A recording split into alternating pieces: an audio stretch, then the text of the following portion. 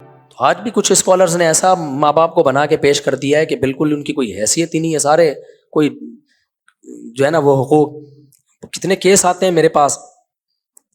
ٹھیک ہے، میں بار بار کہتا ہوں ساس بہو پہ ظلم کرنا اس کے لیے جائز نہیں، بلکہ میں تو آج کل اس کا قائل ہوں بیوی کو اماں سے الگ رکھو. بہت پھڈے ہوتے ہیں، پتہ ہی نہیں چلتا ان میں صحیح کون ہے. لیکن جہاں واضح طور پہ ظلم ہو رہا ہو نا، کیسے واضح ظلم ہے اس کی ایک مثال دے کے بس آگے چلتا ہوں.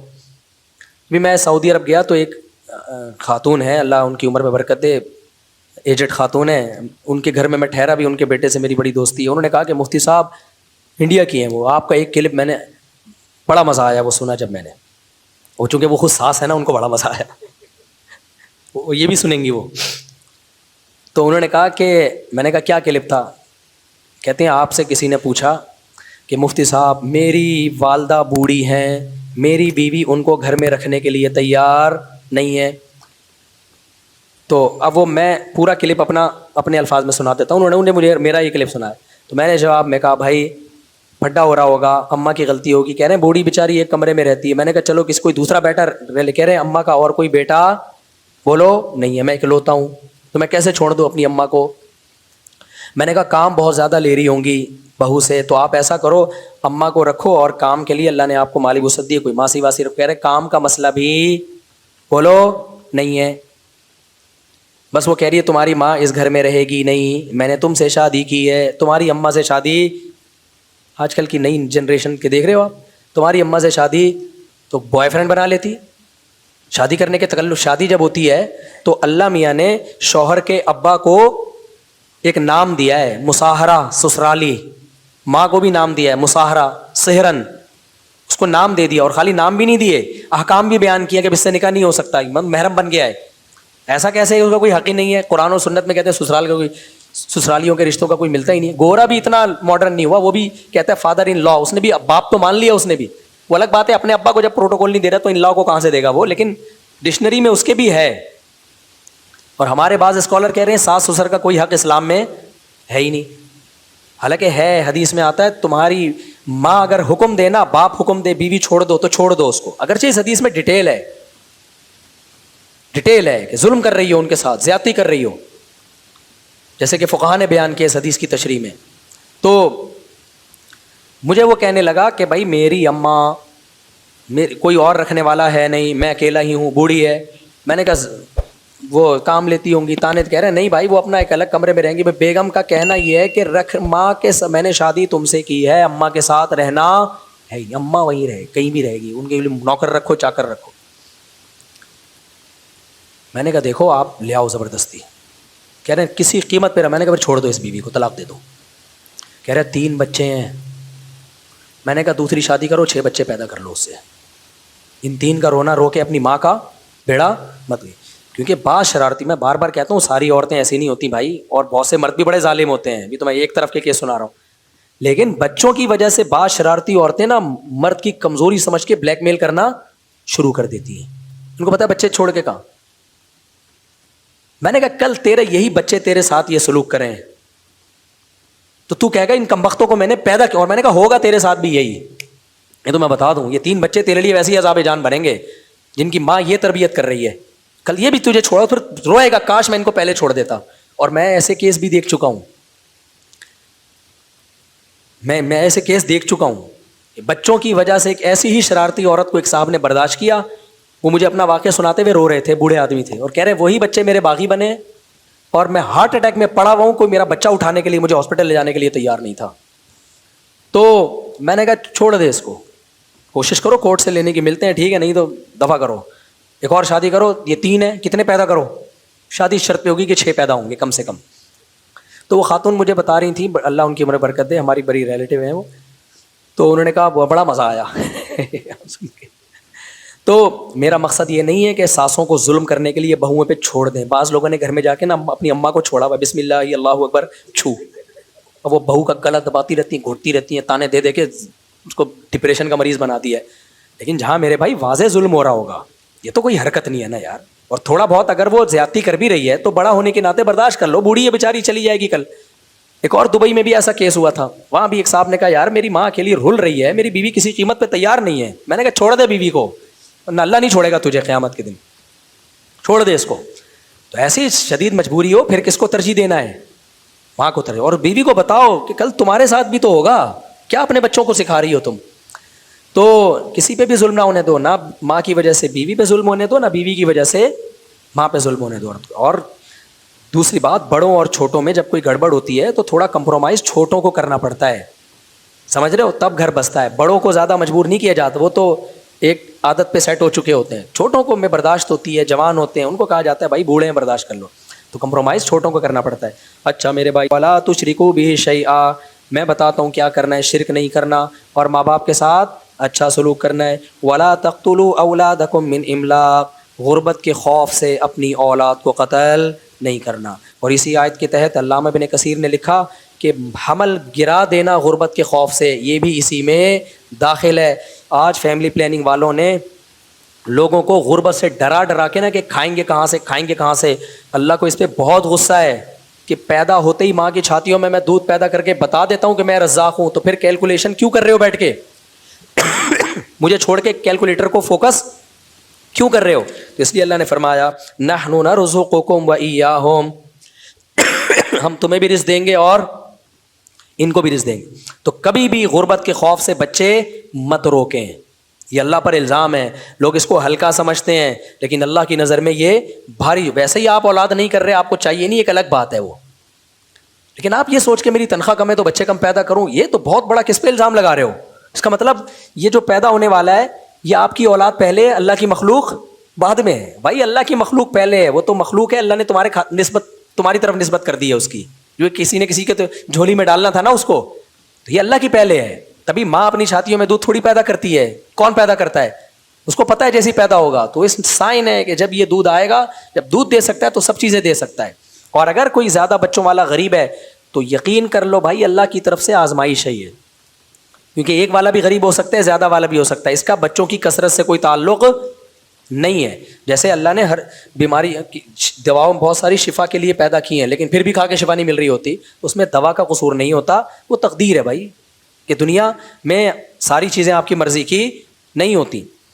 آگے اللہ فرماتے ہیں وَلَا تَقْرَبُوا الْفَوَاحِشَ مَا ظَهَرَ مِنْهَا وَمَا بَطَنَ, بے حیائی کے قریب مت پھٹکو, جو کھلی ہوئی بے حیائی اور چھپی ہوئی بے حیائی. اور اسی بے حیائی کو قرآن دوسرے مقام پہ کیا کہتا ہے؟ زنا کھلی بے حیائی ہے, لا تقربوا الزنا, زنا کے قریب مت جاؤ.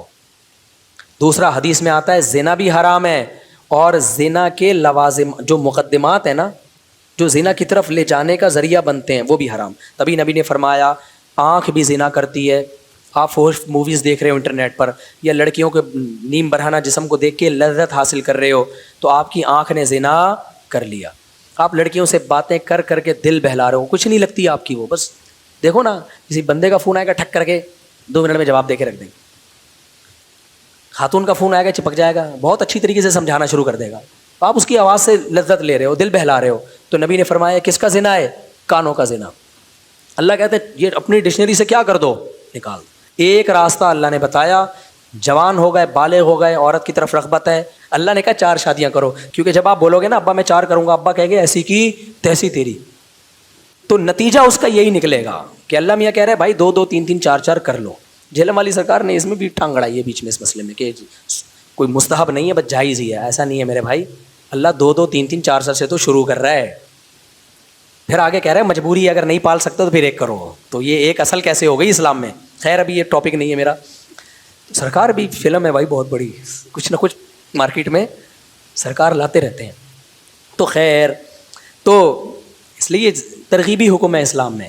تو اللہ میاں نے کہا کہ بھائی 2 2 3 3 4 4 کرو, تو معاشرے کی ایسی کی تیسی, اس کا نتیجہ یہی نکلے گا کہ معاشرے کی ایسی کی تیسی کرنی پڑے گی. بہرحال کرو نہیں کرو تمہاری مرضی ہے, لیکن اللہ میاں نے کیا کہا, بے حیائی کے قریب بولو مت پھٹکو, توبہ کر لو. اور حلال میں جب کی طرف زیادہ جاؤ گے تو بے حیائی سے خود بخود کیا ہو جاؤ گے, کم ہو جاؤ گے اپنی.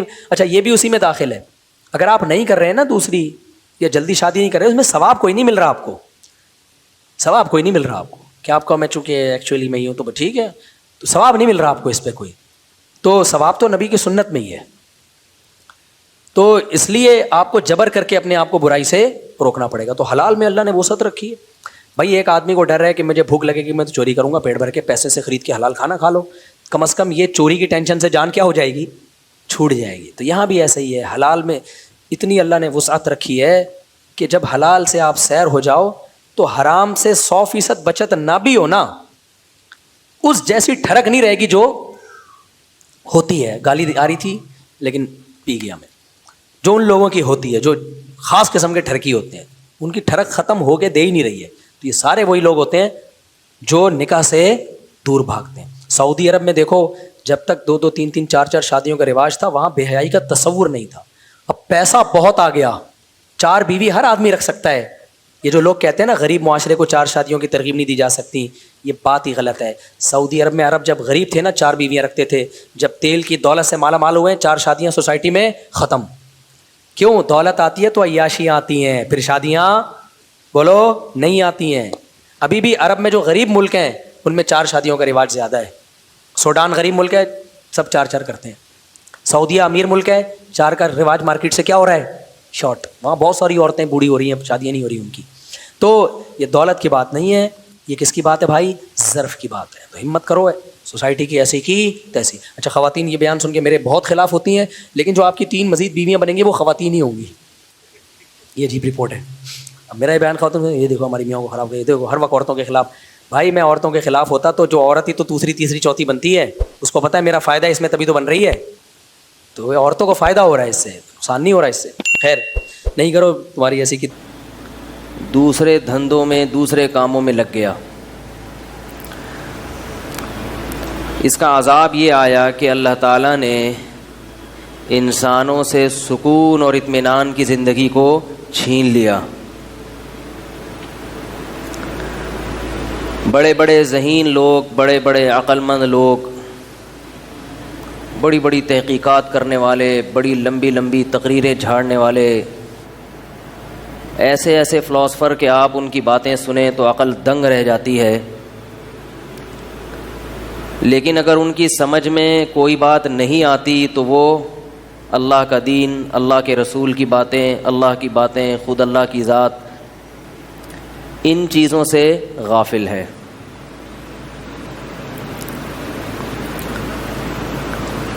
ایک بات خوب اچھی طرح سمجھ لینی چاہیے کہ ہماری نظر میں بہت ساری چیزوں کی تقسیم ہوتی ہے. کسی کام کو ہم زیادہ اہم سمجھتے ہیں, کسی کام کو ہم کم درجے کا اہم سمجھتے ہیں. اقوام متحدہ کی نظر میں ترجیحات کا معیار الگ ہے. ہر ملک کے اپنے قوانین اور قانون سازی کے وقت جو ترجیحات ہوتی ہیں اس کا معیار الگ ہے. آپ کے اپنے گھر میں جو قانون نافذ ہے, اللہ کرے کوئی قانون گھر میں بھی نافذ ہو. آج کل تو گھروں کا کوئی قانون, کوئی کسی کا ماتحت ہے ہی نہیں گھروں میں. اور گھر بھی آج کل نام ہے دیوار, اینٹیں, صوفے, فانوس, گدوں کا. اس کو لوگ کیا کہتے ہیں؟ یعنی گزوں کے حساب سے ہوتا ہے, 200 گز, 400 گز, چھوٹے گھر 60 گز. جبکہ میری نظر میں جو گھر کی ڈیفینیشن ہے وہ کچھ اور ہے. آپ کی نظر میں جو گھر کی ڈیفینیشن ہے وہ کیا ہے؟ 200 گز کا ہو, اتنے کمرے ہوں, فانوس ہو, صوفہ ہو, پنکھے ہوں, ایئر کنڈیشن ہو. جبکہ میری نظر میں گھر کی ڈیفینیشن یہ, بولو بھائی, میری نظر میں گھر اسے کہتے ہیں کہ میاں بیوی ہوں, معتد بھی بچے ہوں. معتد بھی کا مطلب قابل ذکر, بولو بھائی, اتنے ہوں کہ پتہ چلے کہ بچے ہیں, گننا پڑے ان کو, افراد ہوں. اور اس گھر میں ایک عدد دادا دادی یا نانا نانی بھی, بولو بھائی, ہوں. ایک آدھ بوڑھا بھی اس میں, دونوں ہوں تو سبحان اللہ. دادا دادی ہوں یا نانا نانی, دونوں, چاروں تو نہیں ہو سکتے نا, کیونکہ دادا دادی کا گھر کچھ اور ہوگا, یا نانا نانی ہوں گے یا دادا دادی ہوں گے. تو اس کو کمپلیٹ کیا کہا جاتا ہے؟ گھر. اگر دادا دادی میں کسی ایک کا انتقال ہو گیا تو آدھا گھر اجڑ گیا. ٹاپک چینج ہو رہا ہے لیکن میں بھی آتا ہوں اصل ٹاپک کی طرف, یہ بات کمپلیٹ کر دوں. گھر میں اگر بوڑھا نہیں ہے تو آدھا گھر, بولو بھائی, اجڑ گیا, برکت ختم. کوئی تو ہو جس سے انسان دعائیں کروائے, جس کی خدمت کرے. اگر آپ کے والدین بوڑھے ہو گئے تو چلو آپ کے بچے ہوں تو وہ والدین ان بچوں کے کیا بن گئے, دادا دادی یا نانا نانی. تو بوڑھے کا وجود گھر میں, گھر کو گھر قرار دینے کے لیے, بولو بھائی, ضروری ہے. ورنہ تمہارے اور انگریزوں کے گھر میں کوئی فرق, ورنہ گھر میں اور ہوٹل میں کوئی فرق. دبئی کبھی کبھار جاتے ہو نا تو ہوٹل کرائے پر لیتے ہو, اس میں بھی بوڑھے نہیں ہوتے, بچے نہیں ہوتے. بیوی کبھی ہوتی ہے, کبھی عورت ہوتی ہے کوئی بیوی کے نام پہ, کوئی گرل فرینڈ ہوتی ہے, عیاشی تو ہو جاتی ہے وہاں پہ. ہوٹلوں کو گھر. ارے بھائی بولو یار, کچھ ڈنڈا یار اٹھا کے, مجھے غصہ آتا ہے. ہم نے تھوڑی کہا ہے آپ ادھر آؤ ہمارا بیان سننے, بھائی اپنی مرضی سے آئے ہو. تو اتنی سست, مجھے سست آدمی بالکل بھی پسند نہیں ہے. ویسے سست اگر کوئی ہو نا, کوئی کام نہ ہو تو سست پڑا ہوا ہے, وہ برداشت ہو جاتا ہے. حالانکہ یہ بھی غلط ہے, کوئی نہ کوئی ایکٹیویٹی ہونی چاہیے, لیکن چلو کچھ بھی نہیں ہے تو ایسے ہی پڑا ہوا ہے. لیکن جب کوئی کام کر رہا ہو انسان, پھر وہ کام سستی سے سر انجام دینا بہت بری حرکت ہے. اب میں یہاں بیٹھ کے جمائیاں لینا شروع کر دوں یا ایسے ہی پھینکنا شروع کر دوں, کوئی ذہن میں کوئی مضمون نہ ہو, کوئی بات نہ ہو, ایسے ہی بس سستی میں, تو آپ کو اچھا لگے گا؟ تو ایسے ہی سننا بھی ایک کام ہے. جب بات کر رہا ہوں تو آپ کی طرف سے سننے کا باقاعدہ کیا ہو رہا ہے, عمل ہو رہا ہے. تو یہ عمل بھی ایک چستی کے ساتھ, حاضر دماغی کے ساتھ ہونا چاہیے. اس میں ایسا نہ لگے کہ آپ کو کسی نے بندوق کی نوک پہ لا کے بٹھا دیا. پرانے زمانے میں ایک کامیڈی شو آیا کرتا تھا 50-50. باتیں کرنا ممبر پہ مناسب تو نہیں ہے لیکن چلتا ہے تھوڑا بہت, ٹھیک ہے. وہ بچپن میں ہمارے گھر میں تو ٹی وی تھا نہیں, ادھر ادھر جا کے دیکھا کرتے تھے 50-50. تو وہ اس میں ایک چیز دکھائی, یہ جو کمنٹری کرنے والے ہوتے ہیں نا, ان کے بارے میں یہ بتانا چاہ رہے تھے کہ یہ بھی بکے ہوئے ہوتے ہیں. ٹھیک ہے. کھیل کے دوران اس پلیئر کو زیادہ ہائی لائٹ کریں گے جس کی طرف سے پیسے ملے ہوئے ہوں یا کوئی دھمکی ہو. واللہ عالم حقیقت ہے یا نہیں, لیکن وہ ایک کامیڈی شو تھا. تو اس میں دکھایا کہ ہاکی کا کھیل ہو رہا ہے, اور کھیل میں بار بار وہ کہہ رہے ہیں کہ بہترین کھیل رہے ہیں سلیم اللہ سے کلیم اللہ, اور کلیم اللہ, اور حالانکہ وہ جو کلیم اللہ تھا اس کے ہاتھ میں گیند آ ہی نہیں رہی تھی, اس کی ہاکی پہ گیند ٹچ ہی نہیں ہو رہی تھی, لیکن بار بار وہ کلیم اللہ. اب جو تماشائی تھے وہ اعتراض کرنے لگے کہ یار ہم تو یہاں اسٹیڈیم میں بیٹھ کے میچ دیکھ رہے ہیں, کلیم اللہ سے زیادہ سست تو کوئی کھیل ہی نہیں رہا. تو لوگوں نے احتجاج کرنا شروع کر دیا, احتجاج. اور وہ پھر بھی کہہ رہے ہیں کہ بھائی کلیم اللہ بہترین کھیل رہے ہیں کلیم اللہ. جب لوگوں نے زیادہ شور مچایا تو وہ کہتے کہتے نا رونے لگا. روتے روتے کہہ رہا ہے کہ بھائی کلیم اللہ سے اچھا کوئی بھی نہیں کھیل رہا. رو رہا ہے, یعنی نہ چاہتے ہوئے بھی کہہ رہا ہے. تو پھر دکھایا کہ پیچھے کوئی شخص بندوق لے کے بیٹھا ہوا ہے, اس کے کیمرے کو اس طرف کیا, پیچھے بندوق اس کی کمر پہ رکھی ہوئی ہے, کرسی کے پیچھے ایک بندہ چھپا ہوا ہے. تو وہ یہ تو نہیں کہہ سکتا پیچھے. تو ایسے ہوتا ہے. تو اسی سے بات چل پڑی ہے. تو ایک اور بات اس میں تھی کہ ایک خاتون نادرا کے آفس میں آئیں اور نادرا والوں کی حرکتیں بتائی ہیں کہ یہ اتنے برے نہیں ہوتے, لیکن بتایا ہے کہ ہمارے ملک میں کیا ہوتا ہے. تو نادرا کے پاس آئی اور کہنے لگی کہ آپ نے شناختی کارڈ میں مجھے بیوہ لکھ دیا ہے, حالانکہ میں بیوہ, بولو بھائی, نہیں ہوں.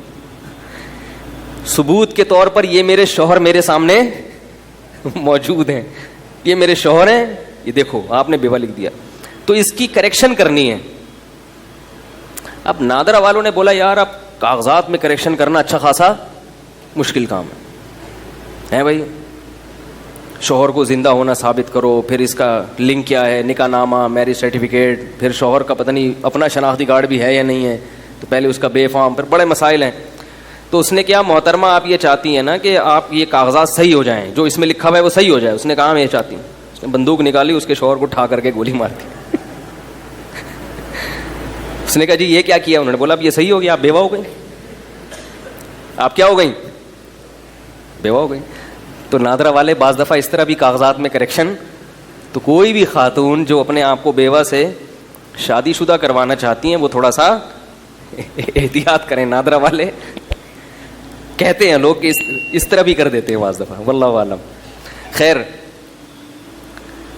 تو میں یہ عرض کر رہا تھا کہ دیکھو بیداری کے ساتھ بات سنا کریں.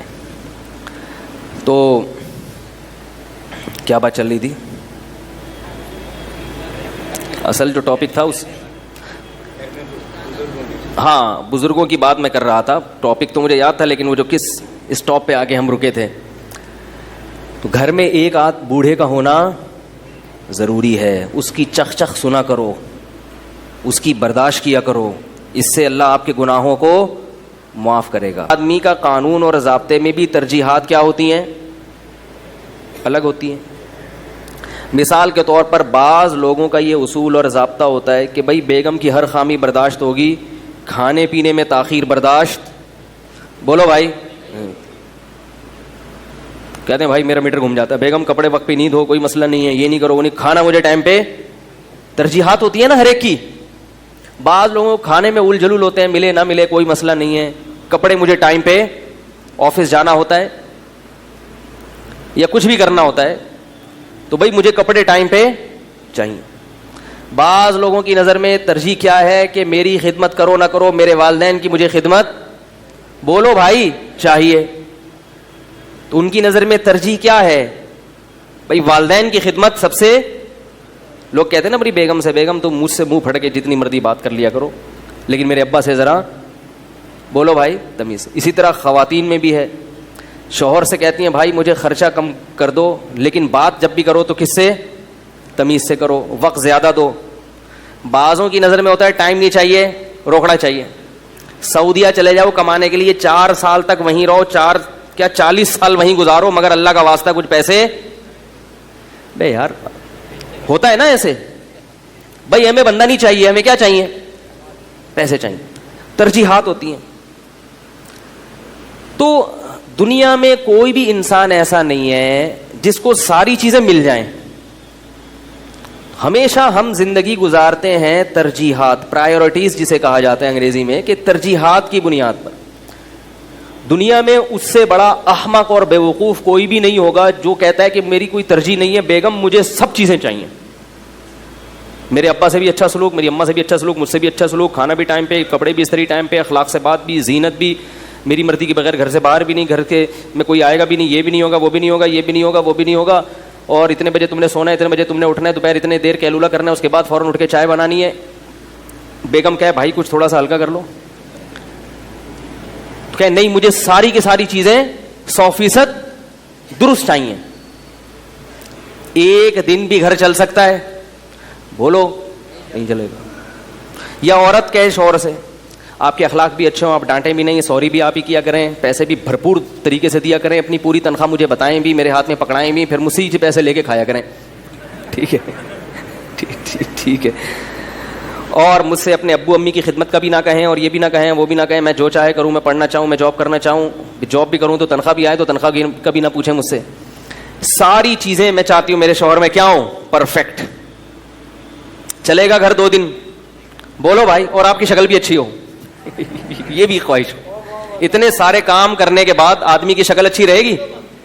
ہے بھائی، اتنے سارے کام کرنے کے بعد انسان، جی اتنے سارے کام کرنے کے بعد انسان کی شکل اچھی رہے گی؟ بولو بھائی، نہیں رہے گی. تو نہ اس کی اچھی رہے گی نہ اس کی اچھی رہے گی. تو دنیا میں حکومت کے بھی یہی اصول ہیں، ترجیحات. حکومت بعض دفعہ بڑے بڑے اسمگلروں پہ ہاتھ نہیں ڈالتی کہ ان کو نہیں چھیڑو، چھوٹے موٹے اسمگلر پکڑ لو، چور ڈاکو پکڑ لو، یہ بڑے کو ابھی فی الحال کیا کرو، چھوڑ دو اس کو. بھائی سارے کام نہیں ہو سکتے، وہ کہنا ایسا نہ ہو یہی ہم کو کھا جائے، یا اس کو چھوٹ دو مگر اس سے کچھ اپنے کام کروا لو، ہوتا ہے نا ہر ملک میں. تو بات لمبی ہو رہی ہے. میں یہ عرض کر رہا تھا کہ ہر قوم کے، ہر ملک کے، ہر خاندان کے، ہر گھر کے کچھ اصول ہوتے ہیں. کچھ اصولوں پہ لوگ کمپرومائز کرتے ہیں، توڑ دیتے ہیں ان اصولوں کو، ٹھیک ہے نا. کچھ اصولوں سے دستبردار ہو جاتے ہیں اور اس کے بدلے میں کچھ ایسے اصول ہوتے ہیں جن پر سمجھوتا نہیں کرتے. تو یاد رکھو یہ کائنات بھی ایک ریاست ہے اور اس کا مالک کون ہے؟ اللہ. اس کا بھی ایک بہت بڑا اصول ہے. وہ اصول ہے کہ میں ہر چیز پہ سمجھوتا کر لوں گا، لیکن انسان اگر میرا بن کے نہیں چلے گا تو مجھے تمہاری کوئی پرواہ. بولو بھائی، تم سب سے پہلے میرے ہو، باقیوں کے بعد میں. ما يفعل اللہ بکم لولا دعاؤکم ما يعبأ بکم ربی لولا دعاؤکم. اگر تم اللہ کو نہیں پکارو گے، اپنے آپ کو اللہ کا بندہ نہیں سمجھو گے، اپنے آپ کو اللہ کا غلام نہیں سمجھو گے، ما يعبأ بکم ربی، تو رب کو تمہاری کوئی پرواہ نہیں ہے. چاہے تم ترقی کرتے کرتے چاند اور مریخ کی حدود کو کراس کر لو، چاہے تم انسانیت کی خدمت کے نام پہ روز نت نئی چیزیں ایجاد کر لو، چاہے تم بہت بڑے سائنسدان بن جاؤ، بہت بڑے انجینئر بن جاؤ، بہت بڑا ٹرسٹ بنا کے کروڑوں غریبوں کو فری پھوکٹ میں کھانا کھلانا شروع کر دو، جب تک میری رضا کو سب کی رضا پر مقدم نہیں رکھو گے، میرے غلامی اختیار نہیں کرو گے، تمہاری کوئی نیکی قابل قبول نہیں ہے. یہ بہت بڑا فالٹ ہے انسانوں میں اس زمانے میں کہ مذہب کو زندگی میں لائے بغیر اچھا انسان بننا چاہتے ہیں. اللہ کا دعویٰ یہ ہے کہ جو میرے دین کو فالو نہیں کرے گا دنیا کی نظر میں اچھا ہوگا، میری نظر میں وہ اچھا، بولو بھائی، نہیں ہے. اس کائنات میں بعض غیر مسلم ایسے گزرے ہیں جنہوں نے اچھائی کے ریکارڈ توڑ دیے، مگر اللہ نے ان کو بھی معاف، بولو بھائی، نہیں کیا. زمانہ جاہلیت میں ایک شاعر گزرا تھا. عرب کی جو شاعری تھی نا، عرب کی شاعری بڑی کمال کی شاعری ہے، اس سے عرب کے کلچر کا پتہ چلتا ہے. ایک شاعر گزرا ہے زمانے جاہلیت میں، اس کی شاعری میں انسانوں کی مثبت تعمیر بہت زیادہ ہے، یعنی پازیٹیو شاعری ہوتی ہے نا، کہ لوگوں کو سخاوت پہ لانا، لوگوں کو بہادری پہ اکسانا، رشتہ داری جوڑنے پر اکسانا، مظلوم کی مدد پر اکسانا. اللہ کی تعریف بھی بہت ہے اس کے کلام میں. ایسے اچھے اچھے لوگ بھی دنیا میں گزرے. غیر مسلم شاعر تھا مگر اتنا اچھا کہ ہمارے نبی صلی اللہ علیہ وسلم کو شاعری سے اگرچہ دلچسپی، بولو بھائی، نہیں تھی، مگر آپ صلی اللہ علیہ وسلم نے اس شاعر کا کلام سننا شروع کیا. صحابی نے بیان کیا، حدیث میں آتا ہے 100 سے زیادہ اشعار آپ صلی اللہ علیہ وسلم نے ایک مجلس میں اس کے سنے اور اس کی تعریف کی. فرمایا اگر یہ زندہ ہوتا کاد ان یسلم، تو امید تھی کہ یہ اسلام قبول. اتنی تعمیری سوچ والا آدمی ہے، اتنی اچھی سوچ والا آدمی ہے. بہت بڑی بدقسمتی کہ اتنی اچھی سوچ والا آدمی اسلام کی نعمت سے محروم ہو گیا. ابو طالب آپ صلی اللہ علیہ وسلم کے چچا. عرب ان کو کردار کے لحاظ سے بہت اچھا کہا کرتے تھے. کیریکٹر میں ابو طالب کے کسی نے کبھی انگلی، بولو بھائی، نہیں اٹھائی. حدیث میں آتا ہے، صحیح حدیث میں، ابو طالب کی طبیعت میں بخل نہیں تھا. غربا اور مساکین کو کثرت سے، بولو بھائی، کھانا کھلانا، رشتہ داری جوڑنا، لوگوں کا خیال کرنا. جب آپ صلی اللہ علیہ وسلم نے نبوت کا دعویٰ کیا، پوری قوم آپ کے خلاف ہو گئی، ابو طالب نے آپ کا ساتھ، بولو بھائی، نہیں چھوڑا. آپ جو عرب تھے انہوں نے آپ صلی اللہ علیہ وسلم کا 3 سال تک بائیکاٹ کیا کہ روٹی پانی بند کر دو, معاشی بائیکاٹ کرو ان کا. اس 3 سال جب آپ گھاٹی میں آپ نے وقت گزارا تو اس میں ابو طالب بھی آپ صلی اللہ علیہ وسلم کے ساتھ تھے, مگر ایمان کی توفیق کیوں سب کے ہیں مگر اللہ کے, بولو بھائی, نہیں ہے. اور اللہ کے کا مطلب صرف اللہ کے. ابو طالب تو اللہ کو مانتے تھے, لیکن اللہ چاہتے ہیں کہ مجھے مانو تو صرف اور صرف کس کو مانو, بولو بھائی, مجھے, میرے ساتھ کسی کو شریک مت کرو. یہ 360 بت بیت اللہ کے اندر رکھے ہوئے ہیں, یہ کیوں رکھے ہوئے ہیں؟ یاد رکھیے ابو طالب یا دیگر مشرکین مکہ وہ یہ نہیں کہتے تھے کہ یہ بت بھی اللہ ہیں. خوب اچھی طرح سمجھ لیں, شرک کسے کہتے ہیں؟ شرک اسے نہیں کہتے کہ 2 اللہ کے آپ قائل ہوں. ایسا شرک اس کائنات میں کبھی بھی نہیں ہوا.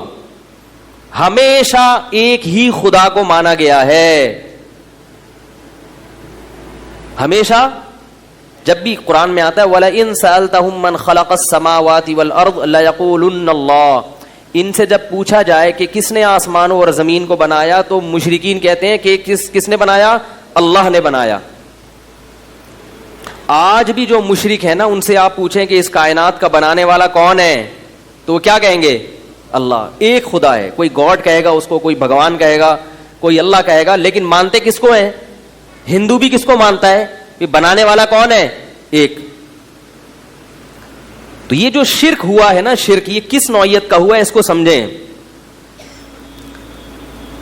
شرک یہ ہوا ہے کہ اللہ نے سب کچھ بنایا, سارے اختیارات کس کے پاس ہیں؟ اللہ کے پاس ہیں, لیکن اللہ نے اپنی عطا سے فلاں کو بھی فلاں اختیار, بولو بھائی, دے دیا ہے. سارے نہیں, کچھ اختیار اللہ نے اس کو دے دیے ہیں, کچھ اس کو دے دیے ہیں. نہیں آ رہی بات؟ یہ والا جو بت ہے اس بت کو بھی نہیں دیے. یہ جو بزرگ کو اللہ تعالیٰ نے مثلاً اولاد دینے کا اختیار دیا ہوا تھا, سمجھ رہے ہو؟ لہذا ان بزرگ کے مرنے کے بعد ان کے نام کی صورت بنا کے جب ان کے سامنے ہم جھکیں گے تو اللہ کی عطا سے یہ بزرگ بھی ہم کو, بولو بھائی, اولاد دے دیں گے. عین یہی شرک آج محمد صلی اللہ علیہ وسلم کی ذات کے ساتھ ہو رہا ہے. یہی شرک عین حضرت علی رضی اللہ تعالی عنہ کو مشکل کشا کہنے والے کر رہے ہیں. کہتے ہیں حضرت علی خود سے آپ کی مشکلات آسان نہیں کرتے, اللہ کی عطا سے آپ کی مشکلات, بولتے کیوں نہیں؟ یہ جو نوح علیہ السلام کے دور میں 5 بڑے بڑے بت تھے, ود, سوا, یغوث, یعوق, نصر, یہ اصل میں 5 بڑے بڑے بزرگان دین تھے, اللہ والے لوگ تھے. جب ان کی موت واقع ہوئی ہے تو لوگوں نے کہا یہ بڑے اللہ والے بزرگ ہیں, ان کے نام کی مورتی بنا کر ہم ان سے دعا مانگیں گے ان سے, دے گا کون؟ اللہ. نہیں آ رہی بات؟ اور بعض یہ کہتے تھے مانگیں گے ان سے, دیں گے یہ مگر اللہ کی عطا سے, کیونکہ اللہ نے ان کو اختیارات دیے ہوئے. ان دونوں قسموں کو شریعت نے کیا قرار دیا؟ شرک. کہ اللہ نے کسی کو کسی قسم کا اختیار, سارے اختیارات اللہ نے کس کے پاس رکھے ہیں؟ اپنے پاس. کسی کو نہیں دی اللہ نے. یہ والا شرک ہے جس کی نفی کے لیے قرآن نازل ہوا ہے. آج جب کسی سے بات کی جائے نا مشرک سے, تم رسول سے کیوں مانگتے ہو, فلاں سے کیوں مانگتے ہو, کہتے ہیں ہمیں پتہ ہے کہ یہ خود سے نہیں دے سکتے, لیکن اللہ نے ان کو اختیار دیے ہیں.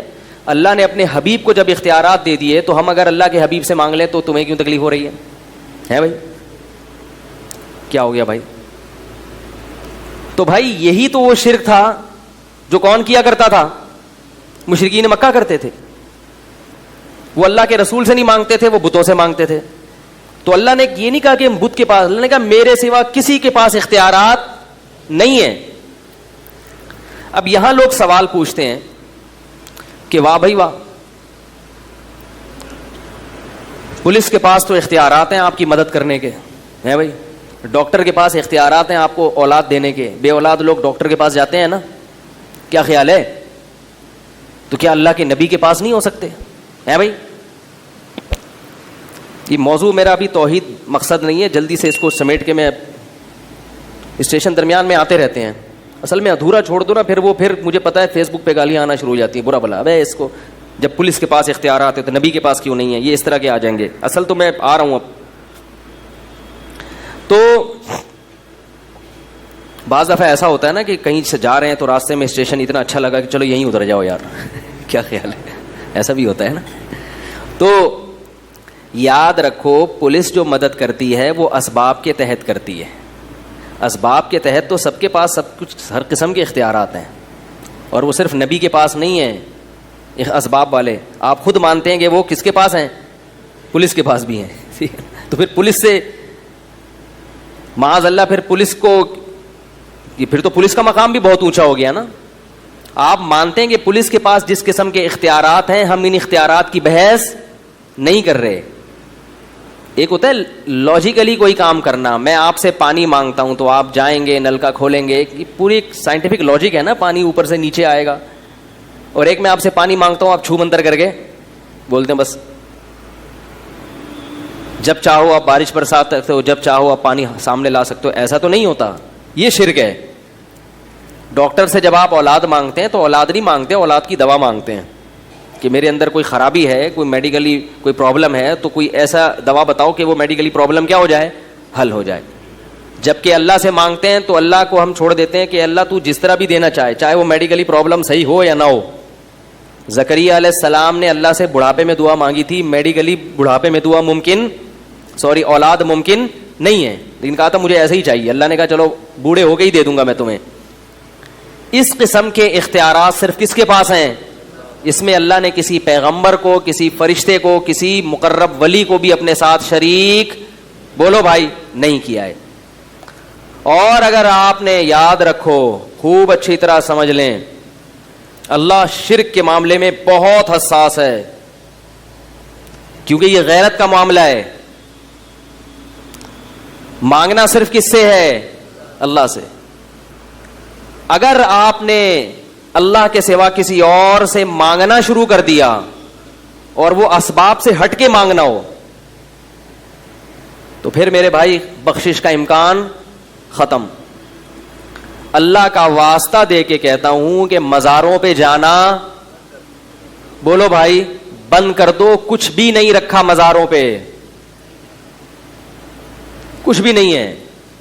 میں جب سفر پہ جاتا ہوں نا تو پھر ایک ٹیلی فون کے ذریعے, اور ٹیلی فون سے بھی زیادہ سفر میں لوگوں کا پتہ چلتا ہے. ایک مرتبہ میں پنجاب سے آ رہا تھا بائی ٹرین, تو اسٹیشن پہ ہم بیٹھ گئے ٹرین کے انتظار میں. تو ایک پڑھا لکھا لڑکا میرے ساتھ آگے بیٹھ گیا, لگ رہا تھا شکل سے, لباس سے پڑھا لکھا ہے.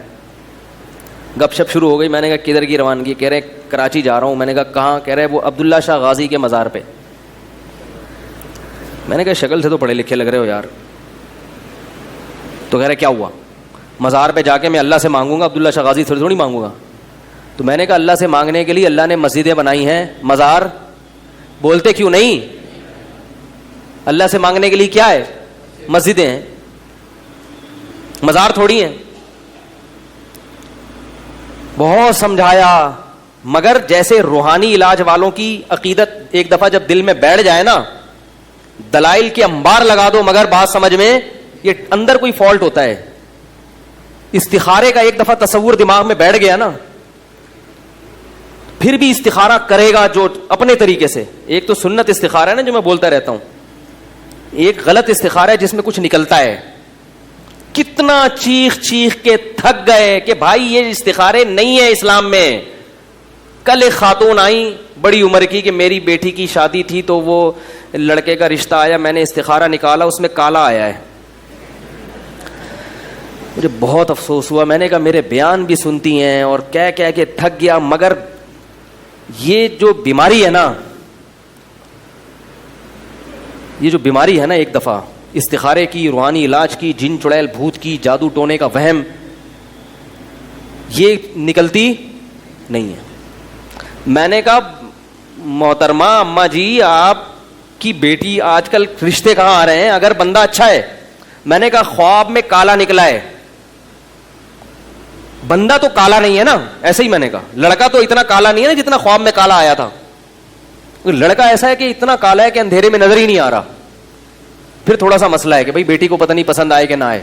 تھوڑا بہت تو لڑکے کالے پیلے بھی چلتے ہیں, ٹھیک ہے, لیکن بالکل ہی بلیک ہے اتنا کہ اندھیرے میں نظر آ ہی نہیں رہا. اور آپ کی بیٹی بالکل گوری چٹی ہے, پھر تھوڑا میچنگ کا رشتہ بولو بھائی نہیں.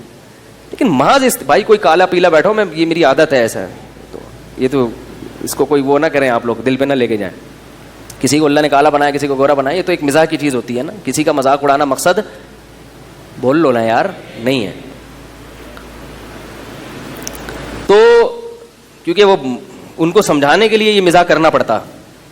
میں نے کہا استخارے میں کالے نکلنے سے کچھ بھی نہیں ہوتا. لڑکا اچھا ہے تو بیٹی کی شادی وہاں آنکھ بند کر کے کر دیں, اچھا نہیں ہے تو استخارے سفید بھی نکلتے رہے, سفید کبوتر نکلے استخارے میں, آپ نے بیٹی کی شادی وہاں نہیں کرنی. اور اللہ کا واسطہ میری جان چھوڑیں, کیونکہ مجھے پتا تھا کہ یہ استخارے کی ڈسی بھی ہیں, یہ پھر کھڑی ہو جائیں گی. نہیں جی آپ نکال کے بتائیں.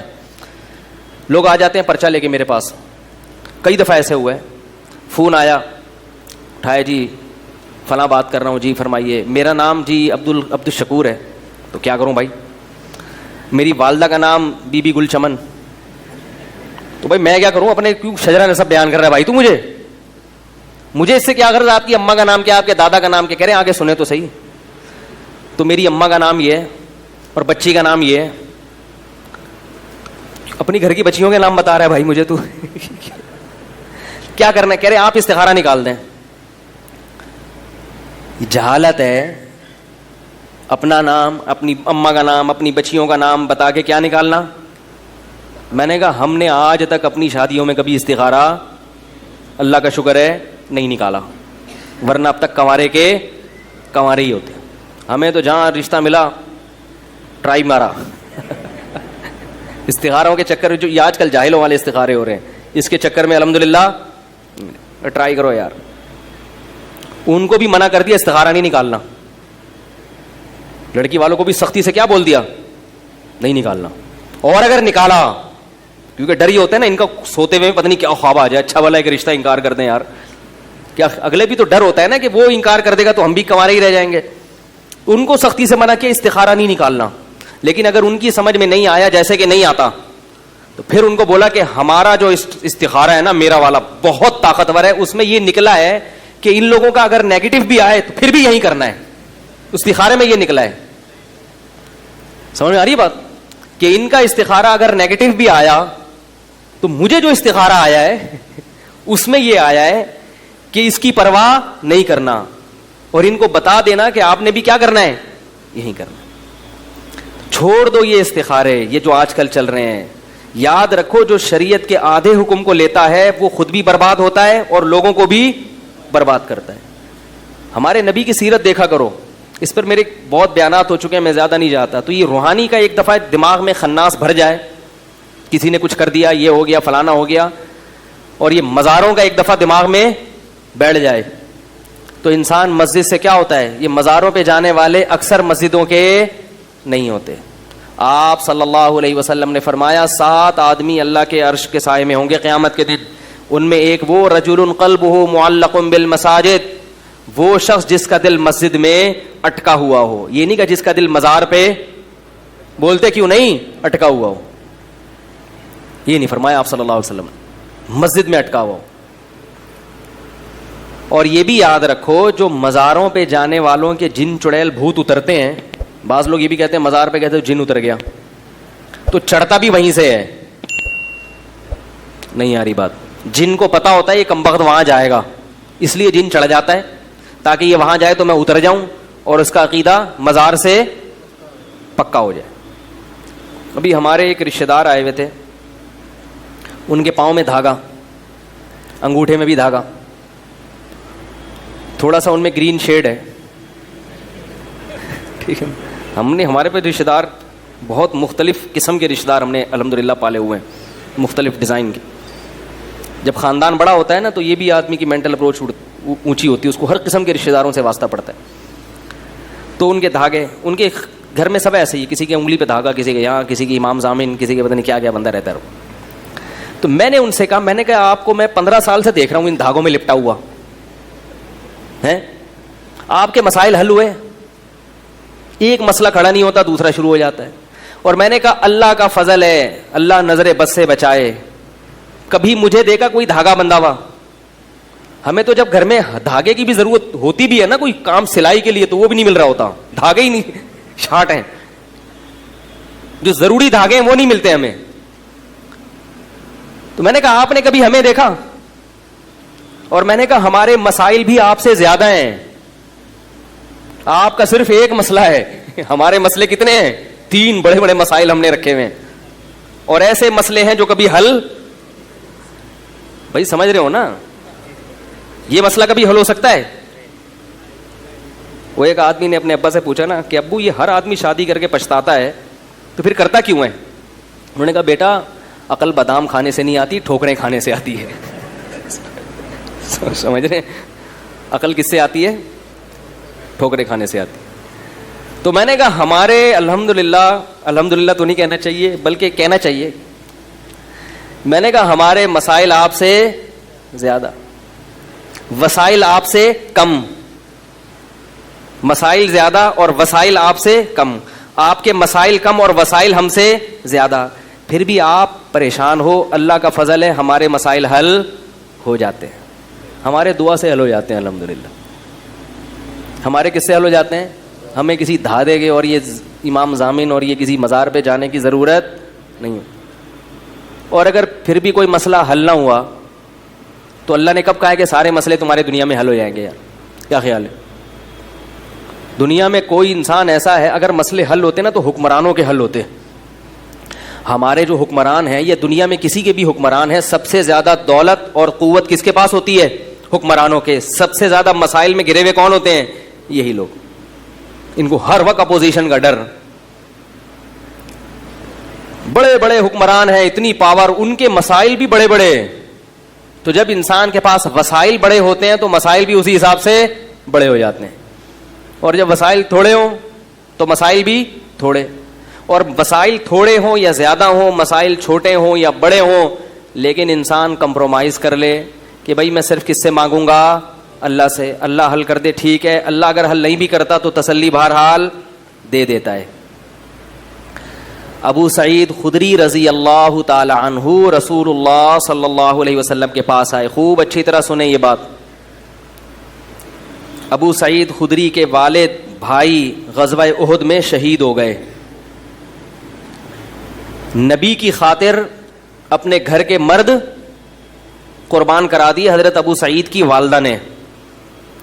ماں بیوہ ہو گئی, بیٹے شہید ہو گئے. ایک بیٹا بچائے ابو سعید, جو 11-12 سال یا 10 سال کی عمر تھی, ان کی بچے تھے. اب صحابہ کے گھروں میں جو شہادتیں ہوئی ہیں تو فاقے پڑھنا شروع ہو گئے. ظاہر ہے 70 افراد شہید ہوئے, یہ جوان تھے, کمانے والے تھے. 70 گھروں کے چولہے بند ہو گئے. کتنی بڑی بڑی قربانیاں دی ہیں صحابہ نے. اس لیے یاد رکھو, جو انجینئر بدبخت بیٹھ کے حضرت معاویہ کو برا بلا کہتا ہے, دلائل کی دنیا میں جواب تو بہت ہیں, علماء دے چکے ہیں, لیکن اس بدبخت کو اپنی موت کے برے انجام سے ڈرنا چاہیے. ایک آج کا بچہ بیٹھ کر حضرت علی اور معاویہ میں امپائر بن کے یہ فیصلہ کر رہا ہو کہ یہ جنتی اور یہ جہنمی, اس کی اللہ نے ہمیں اجازت نہیں دی, اور یہ بہت بڑی جرت اور دلیری ہے. بڑوں کے اختلافات بڑوں تک محدود رہنے دو. آپ اتنا فنٹر بننے کی کوشش مت کرو. تمہاری اوقات کیا ہے کہ تم بیٹھ کر ایک صحابی رسول پر تانے دو؟ مجھے اس انجینئر پہ خدا کی قسم غصہ نہیں آتا, مجھے ان مسٹنڈوں پہ غصہ آتا ہے جو اس کے سامنے بیٹھ کر جی حضوری میں لگے ہوئے ہیں کہ تمہیں دنیا میں بڑے بڑے علماء فقہا دنیا سے ختم ہو گئے, تمہیں کل کے لونڈے کو, ایک بچے کو تم نے بٹھا کے اپنا پیر و مرشد بنا لیا ہے, اس کی تحقیق کو تم تحقیق کہتے ہو. ایک طوفان بدتمیزی ہے میڈیا پہ صحابہ کرام کے خلاف. ہر ٹچا اٹھتا ہے, ہر جاہل سے جاہل اٹھتا ہے اور تبصرے کرنا صحابہ کرام کے خلاف شروع کر دیتے ہیں. میری نظر میں حضرت عثمان کی پالیسی ٹھیک نہیں تھی, میری نظر میں حضرت معاویہ کا یہ موقف درست نہیں تھا. تیری اوقات کیا ہے کہ تو ایسے بیٹھ کے باتیں کر رہا ہے؟ امام مالک سے کسی نے کہا کہ کیا عمر بن عبد العزیز حضرت معاویہ سے افضل ہیں.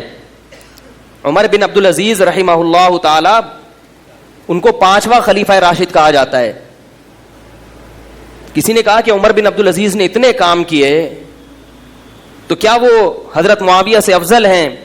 امام مالک نے فرمایا کہ معاویہ جس گھوڑے پر بیٹھ کر محمد صلی اللہ علیہ وسلم کی معیت میں لڑا کرتے تھے, اس گھوڑے کی ناک میں جانے والا غبار بھی عمر بن عبد العزیز سے بہتر ہے. صحابہ میں جو اختلاف ہوا وہ حکومت کی لالچ میں نہیں ہوا, ایک آزمائش تھی امت کی پر اللہ کی طرف سے. حضرت معاویہ کہتے تھے کہ حضرت عثمان کا میں رشتہ دار ہوں, ان کے قاتلوں سے قصاص لینا میرا حق ہے, اور حضرت علی کہتے تھے کہ میرے لیے قصاص لینا ممکن نہیں ہے, پہلے حکومت کو مضبوط کرنا یہ زیادہ ضروری ہے.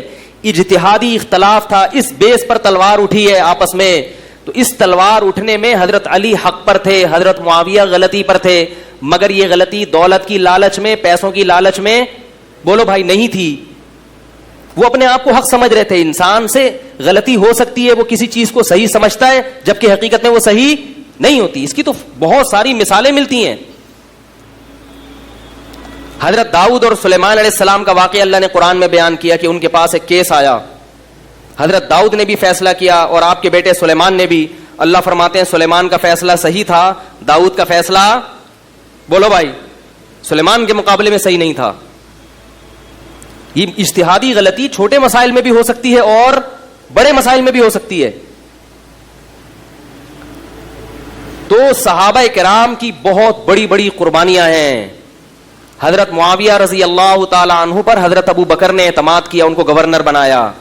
حضرت عمر نے اعتماد کیا, ان کو گورنر بنایا. حضرت عثمان نے اعتماد کیا. تو یہ اتنے حضرات ان پر اعتماد کر رہے ہیں, ان میں کوئی کوالٹیز ہوں گی, کوئی خصوصیات ہوں گی.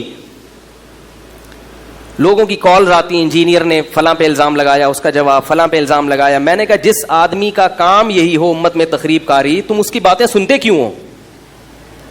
دنیا میں علماء ختم ہو گئے ہیں کیا؟